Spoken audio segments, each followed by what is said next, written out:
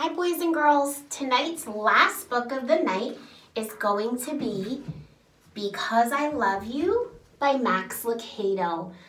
I had a rough day today. I was feeling very sad and I just needed a Max Lucado book. And I reached out to Leah Woodruff and I asked her, she's in 2nd grade, and I said, Leah, which Max Lucado book should I read? And she chose this one, Because I Love You. Leah, Mrs. Mack loves you, and so does God, and this book is dedicated to you and all of the boys and girls at home watching. Mrs. McInerney wants you to know how loved you are.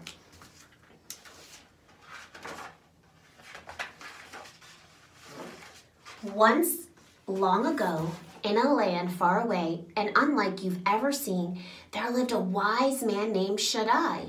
Shaddai was a large man with a tender heart. He had bright blue eyes and a long, thick beard.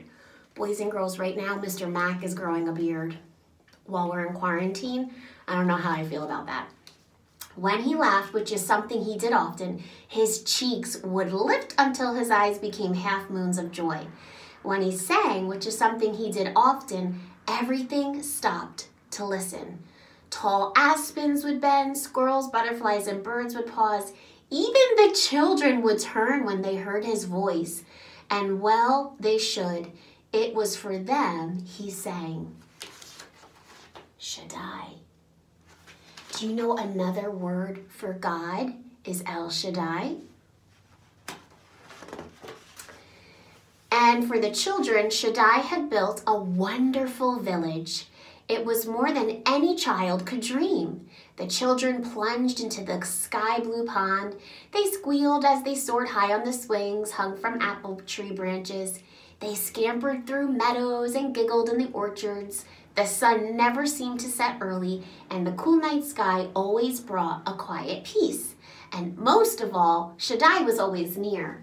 When Shaddai wasn't in the meadow with the children or in the orchards with the children, he was in the workshop with the children. They loved to be with him while he worked. They loved to smell the sawdust, hear him sing, and watch him carve a chair out of a log or make a table out of a tree. They would gather around him and take turns pressing their tiny hands flat against his great big one. Every night, he would gather the children on a grassy meadow and tell them stories. Fascinated, the children would listen as long as Shaddai or their weary eyes allowed. The children loved Shaddai, and Shaddai loved the children. He knew each one of them by name, Leah, right? And he knew everything about them. He knew Lucy's love of birds. He knew Roland's fear of darkness. He knew Daphne was friendly and Spencer was shy. He knew Paladin was curious. When one of them called his name, he dropped whatever he was doing and turned.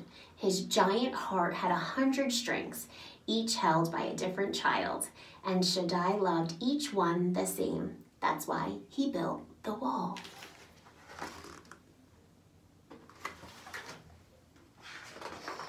The wall was a high stone fence surrounding the village. Shaddai has built it rock upon rock. The wall was so tall. It stood high above Shaddai. Even if he stretched his arms as high as he could, he still couldn't touch the top of the wall. He spent days building it, and as he built, he did not sing. A deadly forest stood outside the village. As Shaddai built the fence, he would often pause and look into the shadows beyond. Cruel thorns and savage beasts and hidden pits filled the dark forests. It was no place for the children Shaddai loved. Beyond the wall is danger, he would tell the children in a solemn tone. You were made for my village, not for the terrible land beyond. Stay with me, it's safe here. But in his heart he knew it was only a matter of time. The day he placed the final stone on the wall, he returned to his shop, took a long aspen branch, sat down at his bench, and carved a staff. Shaddai stood the staff in a corner. I'll be ready, he told himself. Sometime later, a boy ran into Shaddai's workshop. The sandy-haired child with searching eyes and restless energy brought the maker both joy and concern. Shaddai! In one motion, the maker dropped his hammer and turned. What is it, Paladin? The boy spoke in spurts as he gasped for air. The wall! I found a hole. It's a big opening, sir. The boy's hand stretched to show the size. Someone could crawl through it.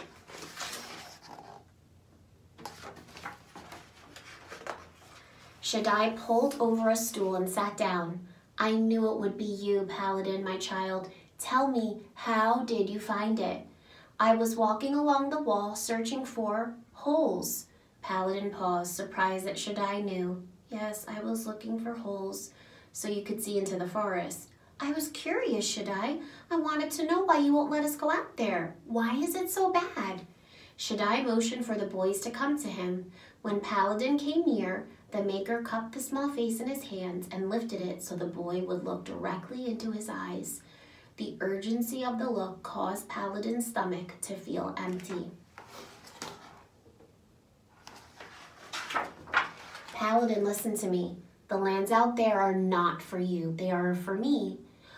Oh, they are not for you and they are not for me. A journey into the forest will hurt you. You were not made to go into those lands.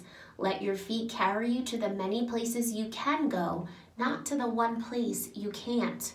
If you leave here, you will not find the way back. Paladin spoke softly. You will fix the hole then? No, Paladin. I created the hole because I love you so much. But you just said you don't want us to leave. I don't want you to leave. I want you to stay with me. But I did make the opening when I built the wall. But if you don't fix it, said Paladin, the children might leave. I know, Paladin, but I want the children to stay because they want to, not because they have to. Paladin didn't understand. Uncomfortable, he turned to leave. He needed to think about what Shaddai had said. As he entered the sunlight, he looked back into the shop. There sat Shaddai, leaning backward, still watching.